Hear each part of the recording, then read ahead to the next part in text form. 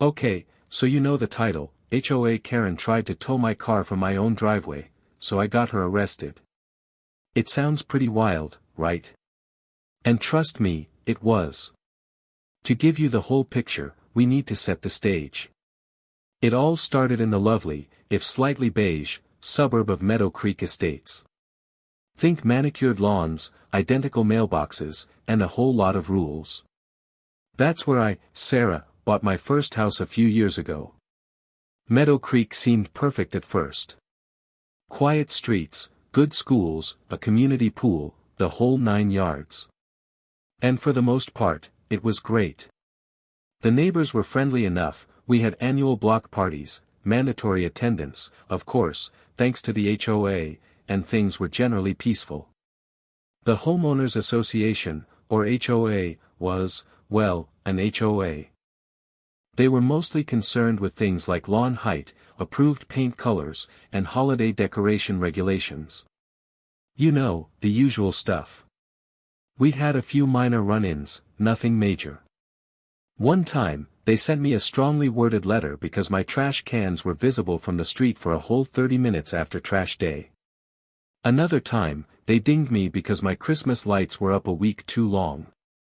Annoying, sure, but nothing I couldn't handle with a polite email and a quick fix. I mostly tried to stay under the radar, follow the rules, and live my life. But lurking beneath the surface of Meadow Creek's suburban tranquility was a simmering pot of HOA drama, and its main ingredient was a woman named Karen. Now, before you roll your eyes, this wasn't just any Karen. This was the Karen. The kind of Karen that lived and breathed HOA regulations. The kind of Karen that probably had the entire rulebook memorized. The kind of Karen that saw a minor infraction and treated it like a personal affront. And, as you might have guessed, she was about to make my life a living, breathing nightmare. The stage was set, the players were in place, and the drama was about to unfold, right there in my own driveway. Little did I know, it would all end with handcuffs. Okay, so, about Karen. Where do I even begin? Describing her as passionate about the HOA would be a massive understatement. It was more like an obsession. She attended every single meeting, usually armed with a color-coded binder filled with highlighted rule violations she'd spotted around the neighborhood. She seemed to derive genuine pleasure from pointing out even the smallest infractions. A weed growing in someone's flower bed? Karen would be on it.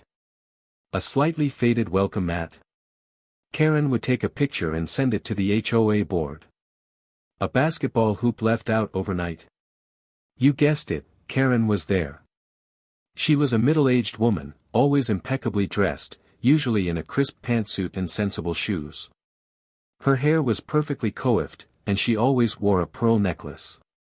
She looked the picture of suburban respectability, which made her behavior all the more jarring. It was like seeing a perfectly manicured garden with a single, glaringly out-of-place plastic flamingo. Now, I'm not saying everyone in the HOA loved her. In fact, most people actively avoided her. You could see people subtly change direction when they spotted her walking down the street. There were even hushed whispers about her behind cupped hands at the community pool. But no one ever dared to confront her directly. She had a way of making you feel like you were the one in the wrong, even when you knew you weren't. Her reign of HOA terror had been going on for years, long before I even moved into Meadow Creek. I'd heard stories from other neighbors, tales of petty grievances, power trips, and general unpleasantness. I always tried to stay out of her way, figuring if I followed the rules, she'd have no reason to bother me. I was wrong, of course. Terribly, hilariously wrong. Because Karen wasn't just looking for rule violations, she was looking for someone to control. And unfortunately for me, I was about to become her next target. It all started with my car, a perfectly ordinary, perfectly legal, and perfectly parked vehicle that somehow managed to become the object of Karen's ire. So, let's talk about the car. It wasn't anything fancy, just a reliable, silver Honda Civic. It was a few years old, but well maintained, clean, and perfectly functional. I'd bought it used a couple of years prior and it got me to and from work, the grocery store, and the occasional weekend getaway. It was my trusty steed, my four-wheeled companion, okay, you get the picture. I liked my car. And, most importantly, it was legally mine. I had the title, the registration, the insurance, everything was in order. I paid my car payments on time, I kept it insured, and I obeyed all traffic laws. I wasn't driving a monster truck with oversized tires, or a beat-up clunker leaking oil everywhere. It was just a normal car, parked in a normal driveway, in a normal suburban neighborhood. Now, the driveway itself was also perfectly normal. It was a standard two-car driveway, made of concrete, leading up to my garage. It wasn't cracked, or overgrown with weeds, or covered in oil stains. It was just a driveway. And I always made sure to park my car neatly within the lines, leaving plenty of room for my neighbor to park in their driveway as well.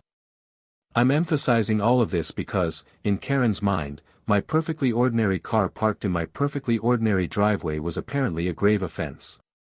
It was, according to her, a blatant violation of some obscure HOA rule that no one else had ever heard of, or cared about. Looking back, I still can't quite figure out what her issue was. Maybe she just didn't like silver cars. Maybe she was having a bad day. Or maybe, just maybe, she was bored and looking for someone to harass. Whatever the reason, my car became her obsession, and that's when things started to go downhill fast. The silver bullet in my driveway became a target, and Karen was locking on. The day it all started was a Tuesday. I remember because I was running late for work. I'd overslept after a particularly long Monday, and I was rushing to get ready. I grabbed my coffee, my purse, and my keys, and headed out the door. As I walked towards my car, I saw her. Karen. Standing in my driveway, arms crossed, with a look on her face that could curdle milk. I immediately felt a knot of dread forming in my stomach. What now? Good morning, Karen, I said, trying to sound cheerful, even though I was internally panicking about being late. She didn't return my greeting. Instead, she just glared at my car. That vehicle, she said, her voice dripping with disapproval, is in violation of HOA Regulation 3. 2b. Regulation 3. 2b. I had no idea what she was talking about. I'd skimmed the HOA rulebook when I first moved in, but I certainly didn't have it memorized. I'm sorry, I'm not familiar with that regulation, I said, trying to keep my voice calm. What does it say? It clearly states, she said, pulling out a laminated copy of the rulebook from her purse. Of course she had a laminated copy, that commercial vehicles are prohibited from being parked in driveways overnight. Commercial vehicles. My Honda Civic. Karen, I said, trying to suppress a laugh, this is not a commercial vehicle. It's my personal car. I use it to drive to work. That may be, she said, her eyes narrowing, but it has modifications. Modifications? What was she talking about? I looked at my car. It was completely stock. No modifications whatsoever. I'm sorry, I don't understand, I said. What modifications are you referring to? This is where it got truly absurd. The license plate frame, she declared triumphantly. It says, I heart my Honda. That is clearly an advertisement, making it a commercial vehicle. I stared at her, speechless. A license plate frame that said, I heart my Honda, was grounds for having my car towed? This was insane. I was already late for work, and now I was dealing with this ridiculousness. But I knew that arguing with Karen would be like arguing with a brick wall. She was convinced she was right, and nothing I could say would change her mind. This was only the beginning. Despite the absurdity of the situation, I tried to remain calm and reasonable. I knew that getting angry or raising my voice would only escalate things. Karen, I said, taking a deep breath, with all due respect, that's ridiculous. It's a license plate frame. It's not an advertisement. It's just something I like. The rule is the rule, she retorted, her voice unwavering. And you are in violation of it. But it's clearly a misinterpretation of the rule, I argued, trying to appeal to her sense of logic. The rule is meant to prevent people from parking actual commercial vehicles, like trucks with company logos, in their driveways.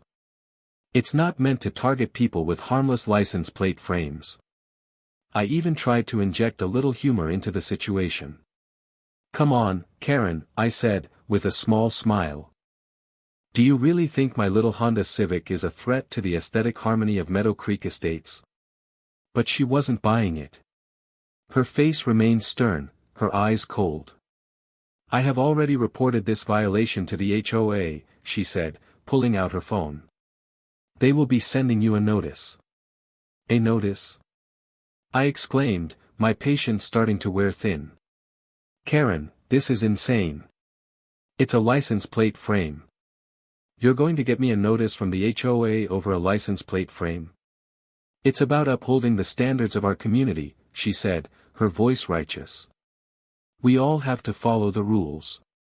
I could see that I was getting nowhere. Arguing with her was like talking to a robot programmed with the HOA rulebook. She was completely inflexible, completely unreasonable, and completely determined to make my life miserable.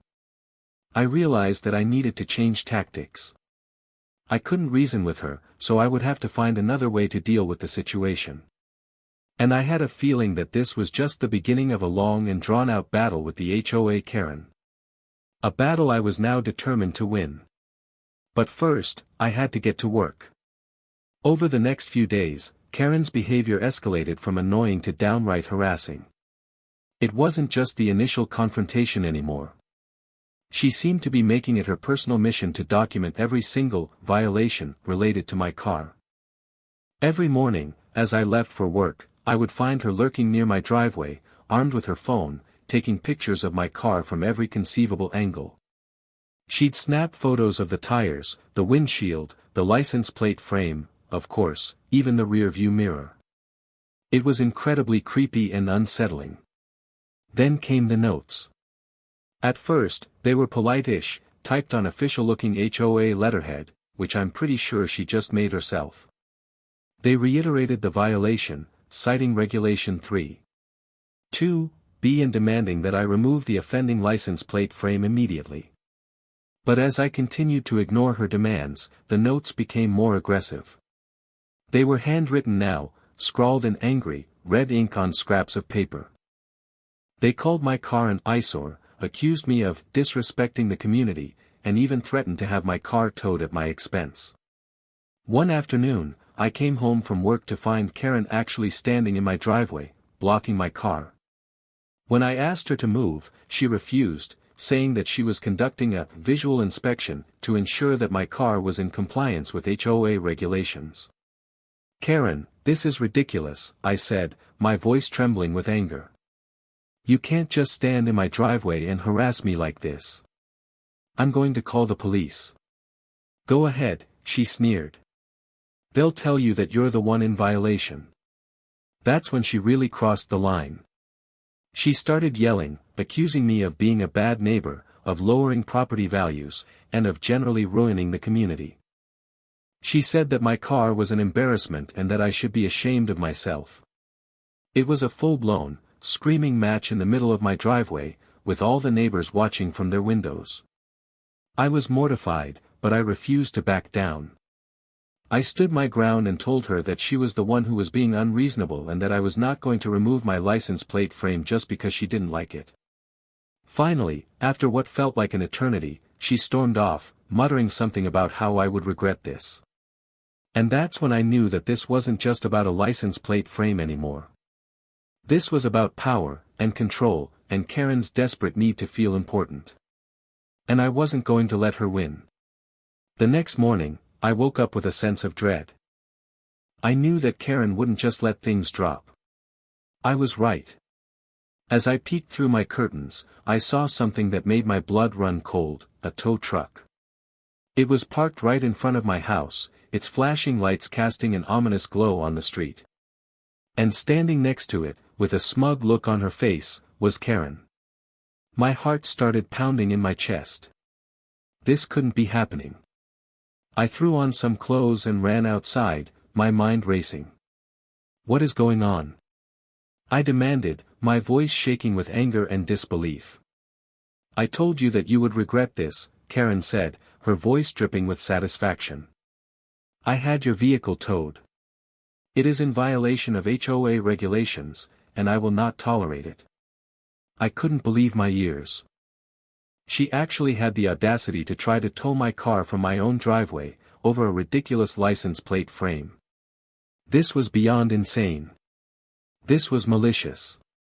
You can't do this. I yelled, my voice cracking. This is my property. You have no right to tow my car. I have every right, she retorted, gesturing towards the tow truck driver. I am a member of the HOA, and I am authorized to enforce the rules. I turned to the tow truck driver, hoping to find some semblance of reason. Sir, you can't tow my car, I pleaded. It's parked legally in my own driveway. This woman is just harassing me. The tow truck driver, a burly man with a disinterested expression, just shrugged. I'm just doing my job, he said. I have the paperwork. He showed me a document that appeared to be an authorization form from the HOA, signed by someone I didn't recognize. I knew that Karen had somehow manipulated the situation to get this far. This is illegal. I screamed, my voice raw with fury. You can't just tow someone's car based on a made-up violation. But it was no use. The tow truck driver was already hooking up my car. I watched in horror as my silver Honda Civic was lifted off the ground, its wheels dangling helplessly in the air. This was a nightmare come to life. As my car dangled precariously from the tow truck, I knew I couldn't let them take it. I had to do something, anything, to stop this madness. Wait! I shouted, running towards the tow truck. You can't take my car. It's my property. I haven't done anything wrong. I stood in front of the tow truck, blocking its path. I'm not moving, I declared, my voice trembling but firm. You're not taking my car. Karen scoffed. Get out of the way, she said, her eyes gleaming with triumph. You're only making things worse for yourself. I'm not moving, I repeated, digging my heels into the pavement. This is my property, and I have a right to defend it. The tow truck driver sighed.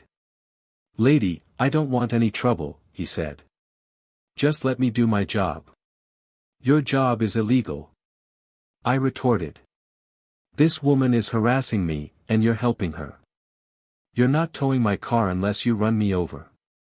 Karen's face turned red with rage. You are being completely unreasonable, she shrieked. You are obstructing justice. I am going to call the police. Go ahead and call them. I challenged. I want the police to see what you're doing.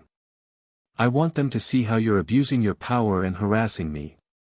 The tow truck driver looked from Karen to me, clearly uncomfortable. He probably realized that he was caught in the middle of a ridiculous HOA dispute that was quickly spiraling out of control. Look, he said, I'm just trying to make a living. I don't want to get involved in this. Then don't tow my car. I pleaded. Just unhook it and leave. You know this is wrong. For a moment, I thought he might actually listen to me. He hesitated, his hand hovering over the controls of the tow truck. But then, Karen spoke up. If you don't tow that car right now, she said, her voice sharp and threatening, I will report you to the HOA.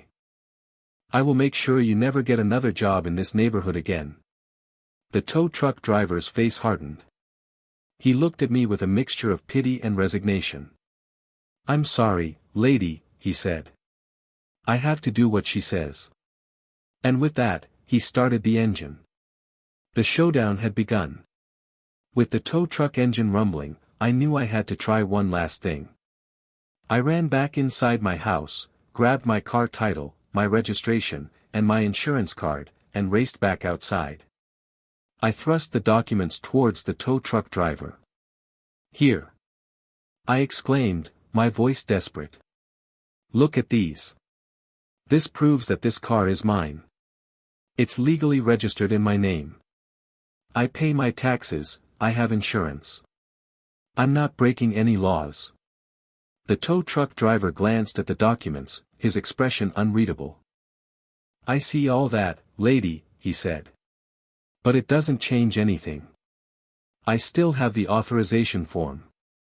"But the authorization form is based on a lie," I argued. "This woman is making up a violation. She's harassing me. Please, just use your common sense. Can't you see what's happening here?" I turned to Karen, my eyes blazing with anger. "And you?" I shouted.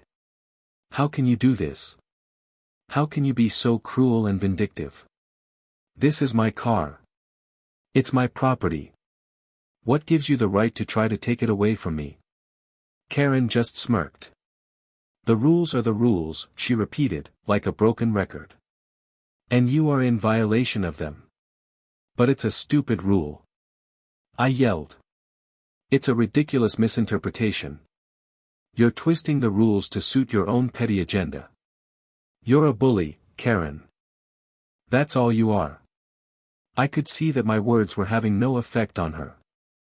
She was completely impervious to reason, to logic, to basic human decency.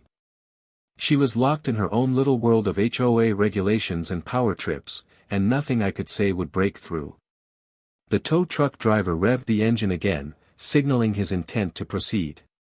I knew that I was running out of time. I had tried everything I could think of to reason with them, to plead with them, to shame them. But it was no use. They were determined to tow my car, no matter what. That's when I made a decision. If they weren't going to listen to reason, I would have to take matters into my own hands. I pulled out my phone and dialed 911. "I'm calling the police," I announced, my voice trembling but resolute. "I'm being harassed, and this woman is trying to steal my car." Holding my phone to my ear, I spoke to the 911 dispatcher, my voice shaking slightly. "I need to report a harassment and an attempted theft," I said. "A woman is trying to have my car towed from my own driveway, and it's completely unjustified." I gave them my address and a brief explanation of the situation, emphasizing Karen's escalating harassment and the absurdity of the HOA violation. While I waited for the police to arrive, Karen continued to rant and rave. "You're wasting the police's time," she shrieked. "You're going to be in so much trouble. I have the authority to have your car towed, and I will see it through." I ignored her, focusing on staying calm and collected. I knew that the police would see through her charade. I just had to hold on until they arrived. The tow truck driver, sensing that the situation was about to get even more complicated, seemed to be regretting his involvement. He kept glancing nervously at Karen and then at me, unsure of what to do. Finally, after what felt like an eternity, I heard the sound of sirens in the distance. A wave of relief washed over me. Help was on the way. As the police car pulled up to my house, Karen's demeanor changed slightly. She still looked angry, but there was a flicker of unease in her eyes. She probably realized that she had gone too far. Two police officers got out of the car and approached us, their expressions serious. "What's going on here?" one of them asked, his gaze sweeping over the scene. I stepped forward, eager to explain my side of the story. "Officer," I said, "this woman has been harassing me for days over a ridiculous HOA violation. She's now trying to have my car towed from my own driveway, and it's completely unjustified." Karen immediately jumped in, interrupting me. "Officer, this woman is in violation of HOA regulations. Her vehicle is not in compliance, and I am authorized to enforce the rules." The officer turned to me. "What's the violation?" he asked. I explained the situation, emphasizing the absurdity of the "I Heart My Honda" license plate frame being considered a commercial advertisement. The officers exchanged a look, clearly trying to suppress a smile. And you have documentation to prove that this vehicle is yours? The officer asked. Yes, sir, I said, holding up my car title, registration, and insurance card. I showed them to the tow truck driver, but they wouldn't listen to me. The officer took the documents from me and examined them carefully. He then turned to Karen. Ma'am, he said, do you have any evidence to support your claim that this vehicle is in violation of HOA regulations? Karen sputtered, her face turning red. I have the HOA rulebook, she exclaimed, pulling out her laminated copy. It clearly states. The officer held up his hand, cutting her off. Ma'am, he said, I'm not an expert on HOA regulations. But I can see that this woman has provided proof of ownership for this vehicle. Unless you can provide some compelling evidence to the contrary, I'm going to have to ask you to stand down. Karen's face contorted with rage. This is outrageous, she shrieked. You're taking her side. You're not upholding the law. The officer, clearly exasperated, turned to his partner. Officer Miller, can you talk to the tow truck driver and get his statement, he said.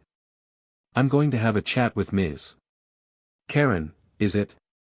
Officer Miller nodded and approached the tow truck driver, who looked like he wanted to disappear into the pavement.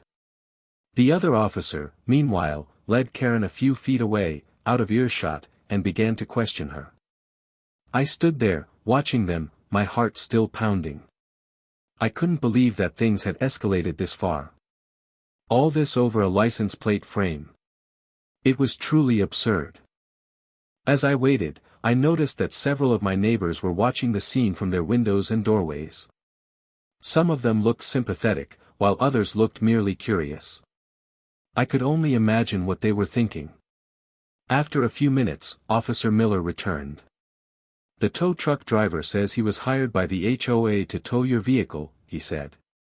He claims he was presented with an authorization form signed by a member of the board.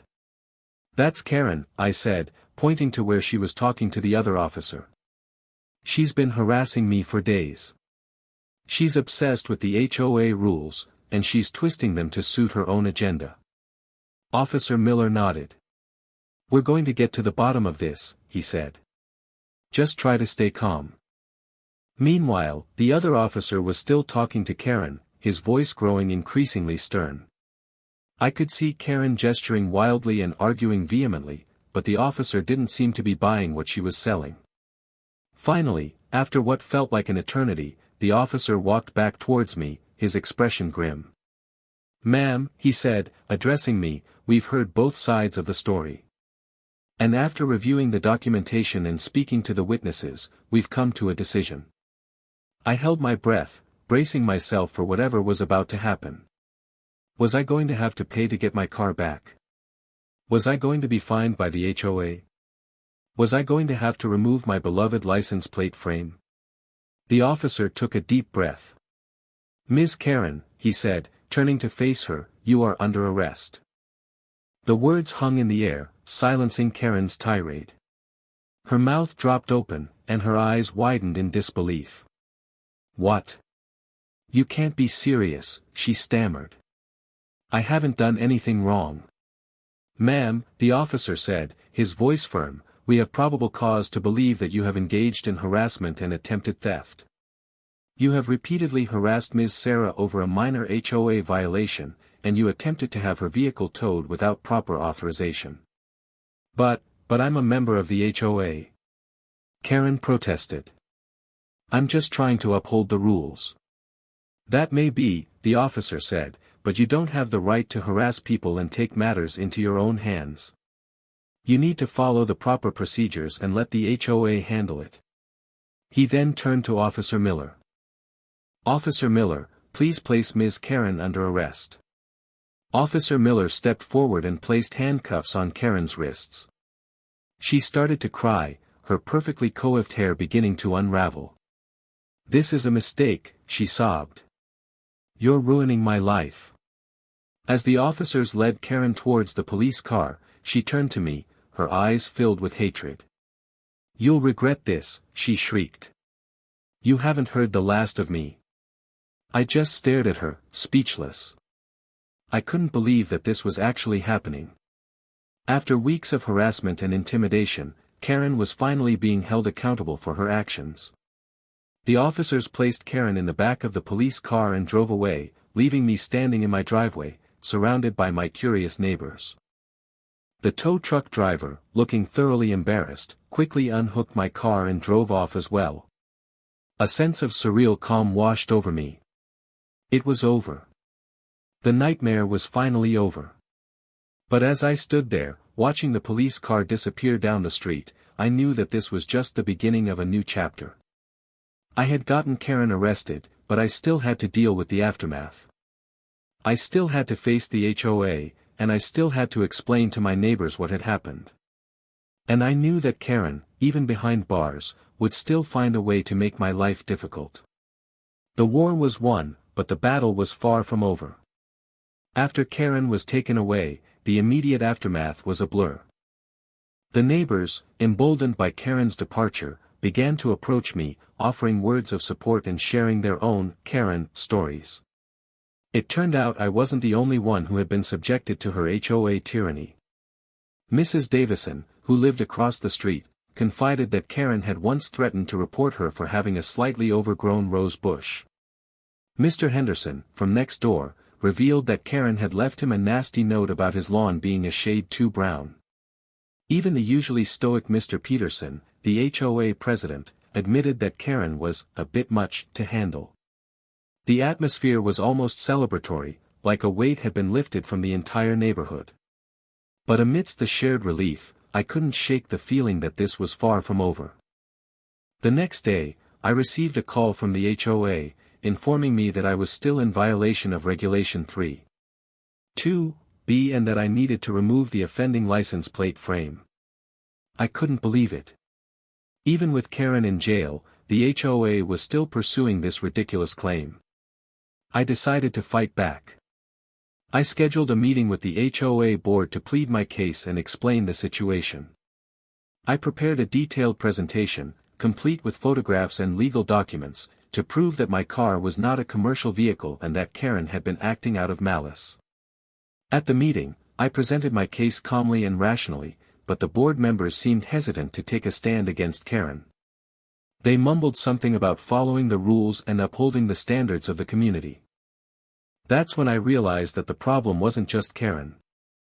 The entire HOA system was flawed, allowing a single, power-hungry individual to terrorize an entire neighborhood. I knew that I had to do more than just defend myself. I had to fight for change. I decided to launch a campaign to reform the HOA. I started by circulating a petition, calling for a review of the HOA regulations and a more transparent and democratic decision-making process. I went door to door, talking to my neighbors and sharing my story. To my surprise, many of them were eager to support me.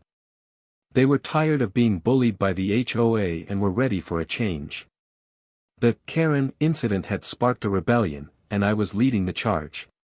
The petition gained traction quickly. Within a week, I had collected signatures from over half of the homeowners in Meadow Creek Estates. People were genuinely fed up with the HOA's petty rules and lack of transparency. Emboldened by this support, I decided to attend the next HOA meeting, armed with my petition and a list of proposed reforms. I was nervous, but I knew that I had to stand up for myself and for my neighbors. As I walked into the meeting room, I could feel the tension in the air. The board members looked uncomfortable, and several of my neighbors gave me encouraging smiles. Mr. Peterson, the HOA president, called the meeting to order and quickly tried to move on to the agenda. But I wouldn't let him. Mr. Peterson, I said, my voice clear and strong, I would like to address the board about a matter of great importance to the residents of Meadow Creek Estates. He sighed and reluctantly gave me the floor.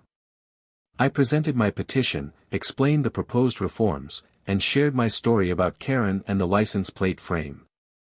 I spoke passionately about the need for a more fair and democratic HOA system. To my surprise, several of my neighbors spoke up in support of my proposals. They shared their own experiences with the HOA's overreach and expressed their desire for change. The board members, clearly overwhelmed by the outpouring of support for my reforms, agreed to form a committee to review the HOA regulations and consider the proposed changes. It was a major victory. But as I left the meeting room, I couldn't shake the feeling that the fight was far from over. I knew that the HOA would resist any attempt to reduce its power, and I was prepared for a long and difficult battle. A few days later, I received a letter from a lawyer representing Karen. The letter accused me of defamation and harassment and threatened to sue me for damages. I was shocked and scared, but I refused to be intimidated. I contacted my own lawyer, who assured me that I had a strong case. He said that Karen's claims were baseless and that I had every right to speak out against the HOA's overreach. With my lawyer's support, I decided to fight back. I filed a countersuit against Karen, accusing her of harassment and abuse of power. I was determined to hold her accountable for her actions and to protect myself from her baseless claims. The battle lines were drawn. The legal battle with Karen dragged on for months. It was a stressful and expensive process, but I was determined to see it through. I refused to let her bully me into silence. During this time, the HOA committee continued to review the regulations. After several meetings and lengthy discussions, they finally released their proposed changes. The changes included clearer definitions of HOA violations, a more transparent process for enforcing the rules, and a system for appealing HOA decisions. The proposed changes were a significant improvement over the existing regulations, but they didn't go far enough. I felt that the HOA still had too much power and that the new regulations didn't do enough to protect homeowners from abuse. I decided to continue my campaign for reform, pushing for even more changes to the HOA system. I organized town hall meetings, wrote letters to the local newspaper, and even considered running for a position on the HOA board.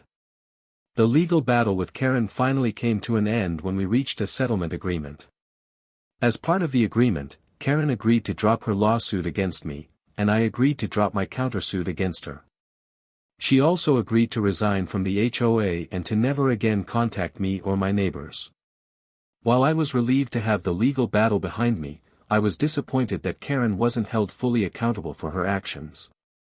I felt that she had gotten away with too much. However, I knew that the most important thing was to continue fighting for HOA reform. I was determined to create a more fair and just community for everyone in Meadow Creek Estates. In the end, the Karen incident had a profound impact on my life and on the lives of my neighbors. It taught me the importance of standing up for myself, of fighting for what I believe in, and of never giving up, even when the odds are stacked against me. And it showed me that even the smallest act of rebellion can spark a revolution. Looking back, the whole experience feels like a bizarre dream. It's hard to believe that a simple license plate frame could have caused so much trouble. But it did.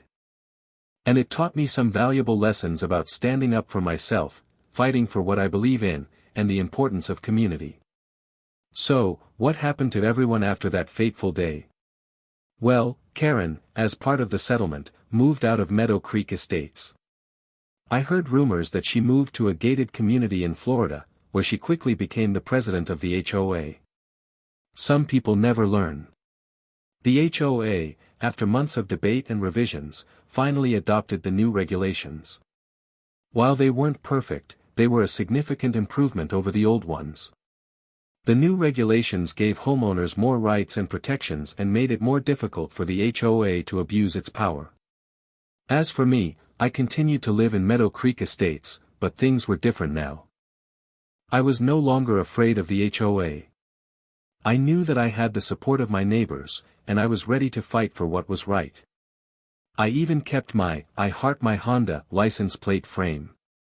It was a reminder of the battle I had fought and won, and a symbol of my commitment to standing up for myself. The Karen incident also had an unexpected side effect: it brought my neighbors closer together. We formed a stronger sense of community and learned to rely on each other for support. We even started having regular block parties, where we could laugh about the HOA and share our Karen stories. In the end, the Karen incident taught us that even in the most seemingly idyllic suburban communities, there can be hidden power struggles and injustices. But it also taught us that even the smallest act of rebellion can spark a revolution, and that together, we can create a more fair and just world, one license plate frame at a time. And that's the story of how I got HOA Karen arrested. Okay, so you're probably wondering about the specifics of the legal stuff. After Karen's arrest, she was initially charged with harassment and attempted unauthorized towing. The harassment charge stemmed from her persistent and unwanted attention directed towards me and my car, including the photos, notes, and the driveway confrontation. The attempted unauthorized towing charge related to her trying to have my car towed based on what the police considered a flimsy and misinterpreted HOA rule. The DA's office initially pursued the charges, but Karen lawyered up, and you could tell she spent a pretty penny on her representation.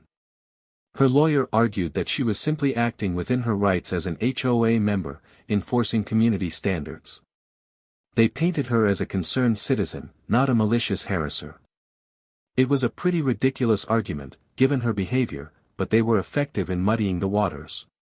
Because of the crowded court system and the nature of the charges, the DA eventually offered Karen a plea deal. She pleaded guilty to a lesser charge of disturbing the peace, paid a fine, and was required to attend anger management classes. It wasn't the full justice I had hoped for, but it was something. Regarding a restraining order, my lawyer advised me that it would be a good idea, especially given Karen's volatile behavior and her threat as she was being taken away. We filed for a restraining order, which the court granted. It stipulated that Karen was not allowed to contact me directly or indirectly, come within 100 feet of my property, or attend any HOA meetings for a period of 1 year. This restraining order gave me a sense of security and peace of mind. I knew that even if Karen was still out there, plotting her revenge, she couldn't legally approach me or my home. It was a small victory, but it made a big difference in my daily life. The legal ramifications were a mixed bag, but ultimately, they provided a measure of protection and accountability, allowing me to move forward and focus on reforming the HOA. The next HOA meeting was, well, let's just say it was eventful. You could cut the tension with a butter knife. The room was packed, more crowded than I'd ever seen it. It felt like the whole neighborhood was there, eager to witness the fallout from Karen's arrest and the subsequent events. Mr. Peterson, the HOA president, looked like he aged 10 years in the past month. He started the meeting with a nervous cough and a rambling apology for the unfortunate situation involving Karen. He emphasized that the HOA did not condone harassment or illegal activities and that they were committed to upholding community standards in a fair and equitable manner. Then came the fireworks. Several homeowners stood up to voice their complaints about Karen's behavior and the HOA's lack of oversight. Mrs. Davison, the one with the rose bush, gave a tearful account of how Karen's threats had caused her sleepless nights. Mr. Henderson, the one with the slightly brown lawn, read aloud the nasty note Karen had left him, to gasps of disbelief from the audience. The most powerful moment came when I stood up to speak. I recounted the events leading up to Karen's arrest, emphasizing her escalating harassment and the absurdity of the license plate frame violation. I also shared my vision for a reformed HOA, one that was more transparent, more democratic, and more responsive to the needs of its members. My speech was met with thunderous applause. Even some of the board members seemed moved by my words. But not everyone was on board. A few staunch Karen supporters defended her actions, claiming that she was simply trying to protect the community from declining standards. They accused me of being a troublemaker and of trying to undermine the HOA. The debate became heated, with shouting matches and accusations flying back and forth. Mr. Peterson struggled to maintain order, banging his gavel repeatedly. It was clear that the Karen incident had deeply divided the community. In the end, the HOA board voted to officially censure Karen for her actions and to remove her from all HOA committees. They also agreed to expedite the review of the HOA regulations and to implement the proposed reforms as soon as possible. It was a significant victory, but I knew that there was still much work to be done. So, did all this chaos actually change anything about the HOA rules? Absolutely. The review committee, spurred by the public outcry and the threat of further legal action, finally got serious about updating the outdated and often vague regulations. The most significant change was a complete overhaul of the commercial vehicle rule. The new rule specifically defined what constituted a commercial vehicle, focusing on things like company logos, advertising, and the primary use of the vehicle for business purposes. It explicitly stated that personal vehicles with minor modifications, such as license plate frames or bumper stickers, were not considered commercial vehicles. This change effectively eliminated the possibility of anyone else being targeted for a similar violation. It was a direct result of the Karen incident, and it brought a collective sigh of relief from homeowners who had been worried about being penalized for petty infractions. Another important change was the implementation of a formal complaint process. The new process required homeowners to submit written complaints to the HOA board, who would then investigate the matter and make a decision based on evidence and fairness. This prevented individual HOA members from taking matters into their own hands, as Karen had done. The new rules also included a clear appeals process, allowing homeowners to challenge HOA decisions that they believed were unfair or unjustified. This gave homeowners a voice and provided a check on the HOA's power. Finally, the HOA adopted a code of conduct for its members, outlining acceptable behavior and prohibiting harassment, intimidation, and abuse of power. This code of conduct sent a clear message that Karen's behavior was unacceptable and would not be tolerated in the future. While these changes didn't completely eliminate the possibility of future HOA disputes, they created a more fair, transparent, and accountable system. They were a direct result of the Karen incident and a testament to the power of community action. It was a long and difficult fight, but in the end, we succeeded in creating a better HOA for everyone in Meadow Creek Estates. As for Karen's fate, well, that's a bit of a mixed bag. As part of the settlement agreement, she had to resign from the HOA, which was a huge relief to everyone in the neighborhood. No more surprise inspections, no more petty rule enforcement, and no more nasty notes on our doors. She also had to move out of Meadow Creek Estates. I don't know if it was part of the settlement or if she just couldn't stand the thought of living in a community that had turned against her, but she put her house on the market and moved away a few months after the incident. I heard through the grapevine that she moved to a gated community in Florida, which, honestly, seemed like the perfect place for her. A place where she could enforce rules to her heart's content, surrounded by like-minded individuals. And, predictably, I also heard that she quickly became involved in the HOA there, rising through the ranks to eventually become the president. Some people just can't help themselves. It seems that Karen's need for control and her passion for enforcing rules were simply too strong to resist. Did she face any further consequences beyond the plea deal and the restraining order? Not that I'm aware of. She didn't lose her job, she didn't face any further legal action, and she didn't seem to suffer any lasting social stigma, at least, not in Florida. In some ways, it felt like she got off too easy. She had caused so much stress and anxiety, not just for me but for many of my neighbors, and she seemed to have emerged from the whole experience relatively unscathed. But I also realized that her need for control and her inability to empathize with others were their own form of punishment. She was trapped in a cycle of anger and resentment, unable to find true happiness or fulfillment. And that, in itself, was a kind of tragedy. So, while Karen's fate may not have been exactly what I had hoped for, I took some solace in knowing that she would likely never find the peace and contentment that she had denied to so many others. So, what's the takeaway from all this? What did I learn from my experience with HOA Karen? A lot, actually. First and foremost, I learned the importance of standing up for yourself. It's easy to be intimidated by authority figures, whether they're HOA presidents, police officers, or even just overly assertive neighbors. But if you know you're right, and you believe in what you're fighting for, you have to stand your ground. I also learned about the dangers of unchecked power.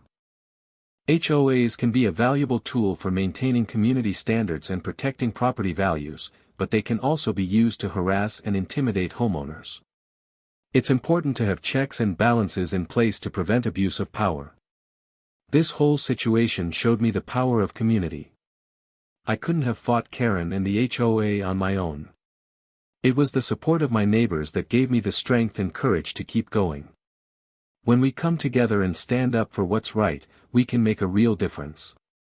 And finally, I learned that even the smallest act of rebellion can spark a revolution. My refusal to remove that silly license plate frame may seem like a trivial thing, but it was the catalyst that led to Karen's arrest, the reform of the HOA, and a stronger sense of community in Meadow Creek Estates. It wasn't easy. There were times when I felt overwhelmed, scared, and ready to give up. But I kept going, because I knew that it was important to fight for what I believed in. And in the end, it was worth it. So, if you're ever facing a similar situation, if you're being harassed by an HOA or a neighbor, remember my story. Remember that you're not alone, that you have the right to stand up for yourself, and that even the smallest act of rebellion can make a difference. And who knows, you might even get a Karen arrested along the way. Thank you for listening to my story. I hope it helps you in some way.